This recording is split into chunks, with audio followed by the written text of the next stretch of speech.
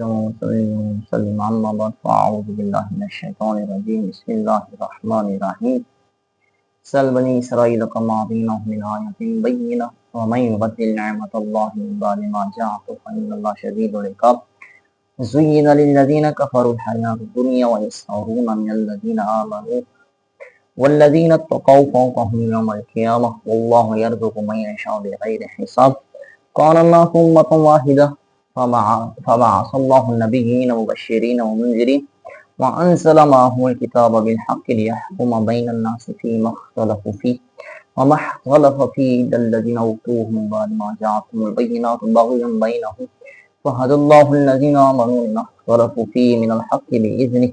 والله يهدي من يشاء إلى صراط مستقيم أم حسبتم أن تدخلوا الجنة ولما يأتكم مثل الذين خلوا من قبلكم مستهم البأساء والضراء وزلزلوا حتى يقول الرسول والذين آمنوا معه متى نصر الله ألا إن نصر الله قريب يسألونك ماذا ينفقون قل ما أنفقتم من خير فللوالدين والأقربين واليتامى والمساكين وابن السبيل وما تفعلوا من خير فإن الله به عليم كتب عليكم القتال وهو كره لكم وعسى أن تكرهوا شيئا وهو خير لكم وعسى أن تحبوا شيئا وهو شر لكم والله يعلم وأنتم لا تعلمون۔ اللہ رب العزت نے ارشاد فرمایا کہ آپ بنی اسرائیل سے پوچھئے کہ ہم نے انہیں کتنی روشن نشانیاں عطا کی اور جو اللہ کی آئی ہوئی نعمت کو بدل دے تو بے شک اللہ کا عذاب سخت ہے۔ کافروں کی نگاہ میں دنیا کی زندگی آراستہ کی گئی ہے اور وہ ایمان والوں کا مذاق بناتے ہیں اور اللہ سے ڈرنے والے ان سے اوپر ہوں گے قیامت کے دن، اور جسے چاہے بے حساب اللہ بخش دے، رزق دے۔ سب لوگ ایک ہی دین پر تھے، پھر تو اللہ نے انبیاء بھیجے خوشخبری دینے اور ڈر سنانے والے، اور ان کے ساتھ سچی کتاب آئی تاکہ وہ لوگوں میں ان کے اختلافوں کا فیصلہ کر دے، اور کتاب میں کسی نے اختلاف نہیں ڈالا مگر ان لوگوں نے جنہیں وہ دی گئی تھی اس کے بعد کہ ان کے پاس روشن دلیلیں آ چکی آپس کی سرکشی سے۔ تو اللہ نے ایمان والوں کو وہ حق بات سمجھا دی جس میں اختلاف کر رہے تھے اپنے حکم سے، اور اللہ جسے چاہے سیدھی راہ دکھائے۔ کیا تم اس گمان میں ہو کہ یوں ہی جنت میں چلے جاؤ گے، حالانکہ ابھی تم پر ان لوگوں کے حالات ہی پیش نہیں آئے جو تم سے پہلے گزر چکے ہیں۔ پہنچی انہیں سختی اور شدت اور وہ بلا دیے گئے اور وہ ہلا دیے گئے، یہاں تک کہ کہہ اٹھے رسول اور ان کے ساتھ ایمان والے کب آئے گی اللہ کی مدد، سن لو بے شک اللہ کی مدد قریب ہے۔ آپ سے پوچھتے ہیں کہ کیا خرچ کریں، آپ فرما دیجئے جو کچھ مال نیکی میں خرچ کرو تو وہ ماں باپ اور قریب کے رشتہ داروں اور یتیموں اور محتاجوں اور راہگیر مسافروں کے لیے ہے، اور جو نیکی کرو بے شک اللہ اسے جانتا ہے۔ تم پر فرض کیا گیا ہے خدا کی راہ میں لڑنا، اور وہ تمہیں ناگوار ہے، اور قریب ہے کہ کوئی چیز تمہیں بری لگے اور وہ تمہارے حق میں بہتر ہو، اور قریب ہے کہ کوئی چیز تمہیں پسند آئے اور وہ تمہارے حق میں بری ہو، اور اللہ جانتا ہے اور تم نہیں جانتے۔ سامعین، یہاں بنی اسرائیل گویا کہ پھر سے ان کی عناد، ان کے بوس، ان کے حسد کی یہاں سے سرزنش کی جا رہی ہے، اور بتایا جا رہا کہ وہ کتنے بڑے رب تعالیٰ کے منکر تھے، اور اللہ رب العزت کی طرف سے جو ان کے اوپر انعامات اور اکرامات آئے تو انہوں نے اس کے اندر تحریف و تغیر اور تبدل کر دیا تھا۔ مفسرین کرام کہتے ہیں کہ اللہ رب العزت نے بنی اسرائیل کے اوپر اپنی نشانیاں بہت نازل کی تھیں، جن میں سے من و سلوہ تھا، اور گرمی کے اندر بادل کا سایہ تھا، اور ایسے ہی چشمہ ان کے لیے حضرت موسیٰ نے چشمے کو کیا جاری کر دیا تھا، پتھروں سے ان کے لیے پانی کو کیا نکلوا دیا تھا۔ اب یہ وہ ساری نشانیاں ہیں جو اللہ کی وحدانیت کے اوپر اور حضرت موسیٰ کی رسالت کے ماننے کے لیے، تسلیم کرنے کے لیے کافی ہیں، لیکن پھر بھی انہوں نے ان انعامات اور اکرامات کے اندر تغیر اور تبدل کیا۔ تو رب تعالیٰ فرماتا ہے کہ جو بندہ اللہ کی نعمت کے اندر تبدیلی کرتا ہے اور اس کے اندر تغیر اور تبدل کرتا ہے تو اس کے لیے اللہ کا بہت بڑا سخت عذاب ہے۔ اور مفسرین کرام نے وَمَن يُبَدِّلْ نِعْمَةَ اللَّهِ مِن بَعْدِ مَا جَاءَتْهُ اس کی تفسیر یہ بھی کی ہے کہ ان کو معلوم تھا کہ حضرت محمد مصطفیٰ احمد مجتبیٰ نبی کریم علیہ الصلوۃ والسلام آخری زمانے کے اندر آئیں گے اور وہ خاتم النبیین ہوں گے، ان کی یہ نشانیاں ہیں اور یہ علامات ہیں، تو یہ انہوں نے اس کے اندر تغیر اور تبدل کر دیا، اور نبی کریم علیہ الصلوۃ والسلام اللہ تعالیٰ کی نعمت کبریٰ ہیں، نعمت عظمیٰ ہیں، تو حضور سے بڑھ کر تو کوئی نعمت ہے ہی نہیں۔ بلکہ میں یہ کہتا ہوں کہ جتنی بھی نعمتیں ملی ہیں انسان کو وہ صرف اور صرف نبی کریم علیہ الصلوۃ والسلام کے توسل اور تصدق سے یہ نعمتیں ملی ہیں۔ تو جس کے توسل اور تصدق سے یہ نعمتیں ملی ہوں تو اس نعمت کا بندہ کس طرح شمار کر سکتا ہے؟ خود حضور نبی کریم علیہ الصلوۃ والسلام انما انا قاسم واللہ یعطی، میرا رب مجھے عطا کرتا ہے اور میں اس کو کیا کرتا ہوں؟ تقسیم کرتا ہوں۔ تو یہ نعمتیں تقسیم کرنے والے ہیں، تو خود ان کے نعمت ہونے میں کوئی کسی قسم کا شک شبہ نہیں کیا جاتا۔ پھر بنی اسرائیل نے اس کے اندر تغیر اور تبدل کر دیا، تو رب تعالیٰ فرمایا وَمَن يُبَدِّلْ نِعْمَةَ اللَّهِ مِن بَعْدِ مَا جَاءَتْهُ فَإِنَّ اللَّهَ شَدِيدُ الْعِقَابِ، جو اللہ کی نعمتوں کے اندر تغیر اور تبدل کرتا ہے تو اللہ کا عذاب بڑا سخت ہے۔ اور ہم نے کہا کہ حضور علیہ الصلوۃ والسلام نعمتیں تقسیم کرنے والے ہیں، جب حضور نعمتیں رحمتیں تقسیم کرنے والے ہیں تو یہ خود کتنی بڑی نعمت ہوں گے۔ اعلیٰ حضرت عظیم البرکت الشاہ امام احمد رضا خان حاضر و محدث سے بریلی رحمہ اللہ تعالیٰ آپ ارشاد فرماتے ہیں کہ نعمتیں بانٹتا جس سمت وہ ذیشان گیا، ساتھ ہی منشی رحمت کا قلمدان گیا۔ آپ فرماتے ہیں کہ اللہ رب العزت کی جو نعمتیں ہیں وہ تقسیم کرنے والے حضور نبی کریم علیہ الصلوۃ والسلام ہیں۔ پھر وہ صرف نعمتیں تقسیم نہیں کرتے بلکہ نعمتوں کا لکھنے والا جو فرشتہ ہے وہ فرشتہ بھی اس بندے کے ساتھ کیا ہے؟ دے دیتے ہیں کہ جا تیرے اوپر یہ نعمتیں بھی کرتا رہے گا اور تیرے اوپر یہ نعمتیں عطا بھی کرتا رہے گا۔ اور دوسرے مقام کے اندر امام اہل سنت ارشاد فرماتے ہیں کہ ہم بیکاری وہ کریم اور ان کا خدا ان سے فزوں اور نہ کہنا نہیں ہے عادت رسول اللہ کی۔ فرمایا کہ ہم تو حضور کے در کے منگتے ہیں، بیکاری ہیں، ہم نعمتیں رحمتیں سب چیزوں کا جو سب اشیاء ہیں وہ ساری کی سارے اگر ہم مانگتے ہیں تو صرف رسول اللہ صلی اللہ علیہ وسلم کی بارگاہ سے مانگتے ہیں۔ اور ایک اور مقام کے اندر آپ نے ارشاد فرمایا کہ لب واں ہیں آنکھیں ہیں بند، لب واں ہیں آنکھیں ہیں بند، پھیلی ہیں جھولیاں، کتنے مزے کی بھیک تیرے پاک در کی ہے۔ یا رسول اللہ ہم تو تمہاری بارگاہ کے اندر آ کر جھولیاں پھیلا کر بیٹھے ہوئے ہیں، اور تمہیں اگر خیرات عطا فرماؤ گے تو کیا ہمارا بیڑا پار ہوگا، وگرنہ ہم یوں ہی بیکاری بن کر بیٹھے رہیں گے۔ ایک اور مقام کے اندر آپ خود ارشاد فرماتے ہیں، فرمایا کہ من مانتی منہ مانگی مرادے پائے گا، نہ یہاں لائے نہ منگتا سے کہنا کیا ہے۔ فرمایا کہ حضور کی بارگاہ تو وہ بارگاہ ہے کہ جس کے اندر بندہ من مانتی جو بندے کے دل میں آئے وہ بندہ مانگے تو حضور کیا کرتے ہیں؟ عطا کرتے ہیں۔ ہاں صرف ڈھنگ مانگنے کا آنا چاہیے اور منہ ایسا ہونا چاہیے کہ وہ بندہ کیا مانگنے کے قابل ہو، تو پھر نبی کریم علیہ الصلوۃ والسلام کی خیرات اس کے اوپر ہوتی رہتی ہے۔ حضور نعمتیں انعامات اکرامات اور احسانات اور فضائل اس کے اوپر کیا نچھاور کرتے رہتے ہیں۔ آگے فرمایا زُیِّنَ لِلَّذِینَ کَفَرُوا الْحَیَاۃُ، کہ یہ وہ بدبخت آدمی ہیں جنہوں نے نعمتوں کے اندر تغیر اور تبدل کیا کہ ان کی نگاہوں میں، ان کی آنکھوں کے اندر شیطان نے دنیاوی زندگی کو کیا کر دیا؟ مزین کر دیا، اور یہ پھر مسلمانوں کا جو غریب ہیں ان کا مذاق اڑاتے ہیں۔ روایت کے اندر آتا کہ ابو جہل جیسے بزرگ جو کفار تھے، وہ بڑے سرغنے جو کافروں کے تھے، وہ حضرت بلال، حضرت صہیب رومی، حضرت ابو ذر غفاری، حضرت جندب بن جنادہ رضی اللہ تعالی عنہما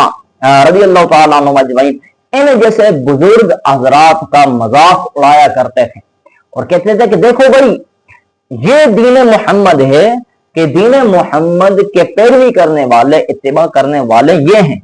اگر دین محمد حق ہوتا تو اس حق کی پیروی کرنے والے ہم جیسے بزرگ حضرات ہوتے، نہ کہ یہ غریب اور غربا ہوتے۔ आगे रब ताला ने फरमाया वल्लज़ीना तक़ौ फ़ौक़हुम यौमल क़ियामा, फरमाया याद रखो ये मुत्तकी परहेजगार हैं तो ये गरीब, लेकिन क़यामत के दिन इनका दर्जा क्या होगा, काफिरों से बहुत बड़ा होगा, अमीरों से और मालदारों से बहुत बड़ा होगा। और रिवायत के अंदर आता है कि नबी करीम अलैहिस्सलातु वस्सलाम ने फरमाया कि जन्नत के अंदर जिस वक्त दुखूल जारी होगा, दाखिला होगा, तो उस वक्त गरीब आदमी अमीरों से मालदारों से 500 साल पहले जन्नत के अंदर क्या किए जाएंगे, दाखिल किए जाएंगे। आगे फरमाया कान अन्नासु उम्मतन वाहिदा, इस आयत के अंदर रब ताला ने फरमाया कि लोग सारे एक उम्मत थे, एक दीन पर थे।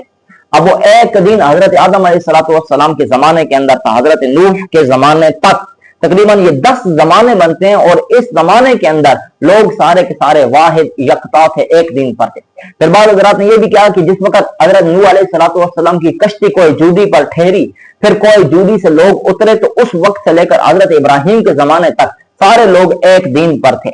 फिर बाद हजरात ने यह भी तफसीर की कि हजरत इब्राहिम के जमाने के बाद लोग एक दीन पर थे। फिर बाद हजरात ने इसके अंदर क्या किया, तगय्युर और तबद्दुल किया। तो रब ताला ने इरशाद फरमाया कि हमने अंबिया भेजे जो डर सुनाने वाले थे और खुशखबरियां सुनाने वाले थे। अब वो अल्लाह की तरफ से वाज़ेह रोशन और दलीलें और बय्यिनात लेकर आए। अल्लाह ने जिनको हिदायत देनी थी उन रोशन दलीलों के सदके रब ताला ने उनको हिदायत अता फरमाई, और जिनको नाफरमानी करनी थी जिन्होंने, उन्होंने राय रास्त को इख्तियार नहीं किया, वो भटकते रहे। आगे रब ताला ने फरमाया अम हसिबतुम अन तदखुलुल जन्नत वलम्मा यअतिकुम मसलुल लज़ीना खलौ मिन क़ब्लिकुम,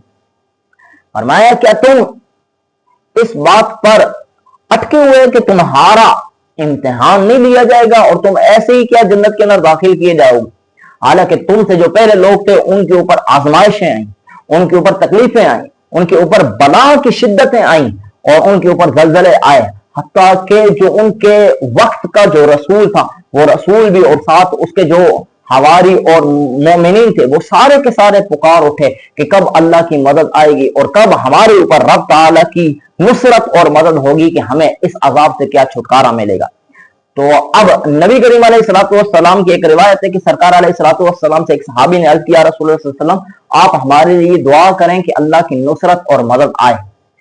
अब वो सहाबी गोया कि शिकवा कर रहा था रसूल सल्लल्लाहु अलैहि वसल्लम की बारगाह के अंदर। रसूल सल्लल्लाहु अलैहि वसल्लम ने फरमाया कि तुमसे पहले जो लोग थे उनको गड़े खोद कर उनको जिंदा उसके अंदर क्या है, दफन किया गया। और आपने फरमाया कि तुमसे पहले जो लोग थे उनको आरे के साथ चीरा गया, लेकिन फिर भी वो राह रास्त से हटे नहीं, फिर भी वो अल्लाह की हक्कानियत के ऊपर डटे रहे, अल्लाह की वहदानियत के ऊपर वो डटे रहे और अल्लाह की वहदानियत को तस्लीम करते रहे। एक बालिश्त भी उनको ये वाली चीज कि उनके ऊपर आरे फिराए गए, उनको दफन किया गया, ये नहीं उनको क्या अपने राह रास्त से हटा सकी, तो फिर तुम क्यों इतनी बेसब्री का मुजाहरा कर रहे हो। फरमाया कि अल्लाह की मदद आकर रहेगी, लेकिन अल्लाह की मदद आने के लिए क्या वक्त दरकार है। आगे फरमाया सालूना कमाज़ा युनफिकून, फरमाया कि वो आपसे सवाल करते हैं कि वो क्या चीज खर्च करें, तो आप फरमाओ कि जो भी खर्च करो तो वो तुम्हारे लिए बेहतर है। ये गोया कि उस्लूब हकीम के तौर पर यहाँ पर जवाब इरशाद फरमाया गया। उस्लूब हकीम से मुराद ये है कि अगर कोई आदमी सवाल करे,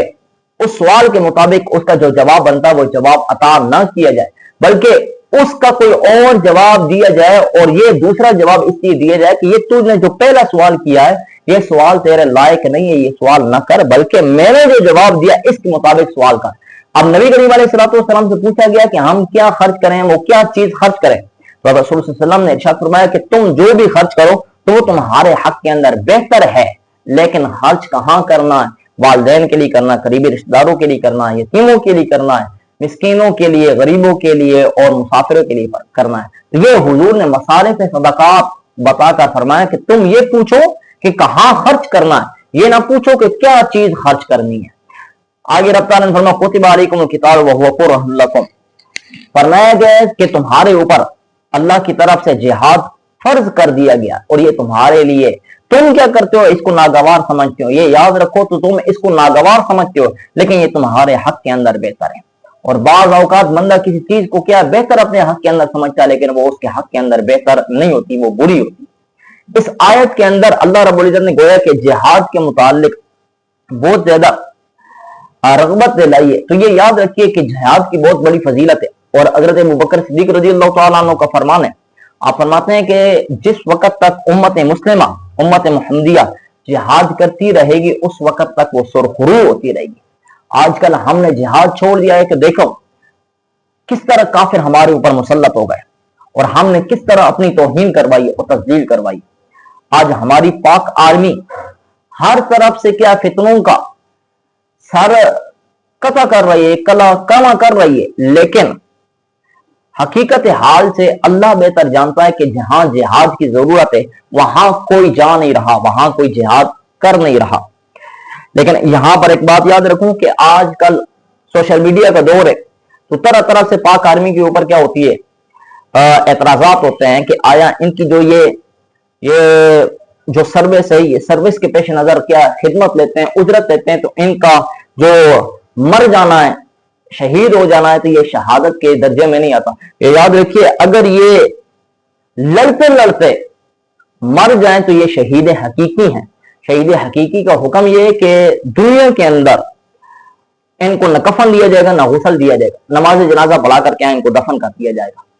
اور اگر بغیر لڑتے لڑتے یہ مر جائیں, سروس کے دوران اگر یہ مر جائیں, ڈیوٹی کے دوران اگر یہ مر جائیں, تو اس وقت یہ شہید حکمی ہیں. یعنی کہ ان کو ثواب تو کیا شہادت والا ملے گا, شہید ان کو کہا جائے گا, لیکن ان کو غسل بھی دیا جائے گا اور ان کو کفن بھی دیا جائے گا.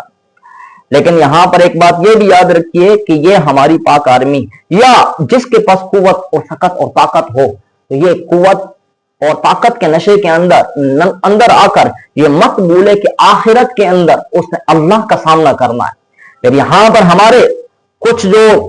جن کے پاس قوت طاقت ہوتی ہے, سکت ہوتی ہے, تو وہ قوت کے اندر قوت کے زور کی وجہ سے نہتے مسلمانوں کے اوپر چڑھائی کر دیتے ہیں, ان کے اوپر سرکشی کر دیتے ہیں, ان کو مارنے کے لیے کیا ہو جاتے ہیں, آمادہ ہو جاتے ہیں. ہم نے پیچھے بھی کہا تھا کہ یہ کیا ظلم ہے اور ظلم قیامت کے دن اس کا کیا حساب کتاب لیا جائے گا. اب میں کچھ روایتیں وہ بیان کرتا ہوں جس کے اندر جہاد کی فضیلت نبی کریم علیہ الصلوۃ والسلام نے ارشاد فرمائی. حضرت عبادہ بن صامت وہ فرماتے ہیں کہ رسول اللہ صلی اللہ علیہ وسلم نے ارشاد فرمایا, جاہدوا فی سبیل اللہ فإن الجہاد فی سبیل اللہ باب من ابواب الجنہ ینجی اللہ بہ من الغم والغم. حضور نے فرمایا کہ اللہ کی راہ کے اندر جہاد کرو کہ جہاد جنت کے دروازوں میں سے ایک دروازہ ہے, اور اللہ جہاد کے صدقے تمام غموں کو اور مصیبتوں کو کیا کر دیتا ہے, ٹال دیتا ہے, دور کر دیتا ہے. دوسری روایت کے اندر آتا ہے کہ رسول صلی اللہ علیہ وسلم نے ارشاد فرمایا, مثل المجاہد فی سبیل اللہ کمثل الصائم نہارہ القائم القائم لیلہ القائم لیلہ حتی یرجع متى رجع. رسول صلی اللہ علیہ وسلم نے فرمایا کہ جو اللہ کی راہ کے اندر جہاد کرنے والا ہے وہ ایسے ہے کہ جس طرح کے رات کے اندر وہ عبادت کرنے والا ہو اور دن کے اندر وہ کیا روزہ رکھنے والا ہو. ایک اور روایت کے اندر آتا ہے کہ نبی کریم علیہ الصلوۃ والسلام فرمایا, من مات ولم یغزو ولم یحدث نفسه بالغزو مات لا شعبۃ من نفاق. فرمایا کہ جو بندہ مر جائے لیکن وہ جہاد نہ کرے اور اس کے دل کے اندر جہاد کی طلب بھی نہ ہو, شوق بھی نہ ہو, تو وہ منافق کی موت کیا ہے, مرتا ہے. ایک اور روایت کے اندر آتا ہے کہ رسول صلی اللہ علیہ وسلم نے فرمایا, من غبرت قدمہ فی سبیل اللہ حرمہ اللہ ولی النار. فرمایا کہ جس کے دو قدم اللہ کی راہ کے اندر غبار آلود ہو گئے تو ان دو قدموں کو اللہ جہنم کی آگ پر کیا کر دیتا ہے, حرام کر دیتا ہے. ایک اور روایت کے اندر آتا ہے کہ رسول صلی اللہ علیہ وسلم نے ارشاد فرمایا, الروحۃ والغدوۃ فی سبیل اللہ افضل من الدنیا وما فیہا. فرمایا کہ اللہ کی راہ کے اندر جہاد صبح و شام کرنے والے بندے کے لیے دنیا و آخرت کے اندر یہ چیز بہتر ہے کہ وہ اللہ کی راہ کے اندر صبح و شام کرتا رہے. یہ جہاد کی فضیلت ہم نے چند صحیح روایات سے بیان کی ہے, لیکن ہم نے یہ شروع کے اندر یہ بات کہی ہے کہ جہاد کرے, کافروں کے خلاف کرے اور مسلمانوں کے حق کے اندر کرے, پھر تو کیا یہ اس کا ثواب ملے گا اور اس کا اجر ملے گا. لیکن مسلمانوں کے خلاف جہاد کرنا اور مسلمانوں کے خلاف جہاد کرنا اور نہتے مسلمانوں کے اوپر یہ شیل برسانا اور یہ گولیاں برسانا, یہ اس کو کوئی بھی جہاد نہیں کہتا. حق تعالیٰ تمام کو سمجھ کی توفیق عطا فرمائے.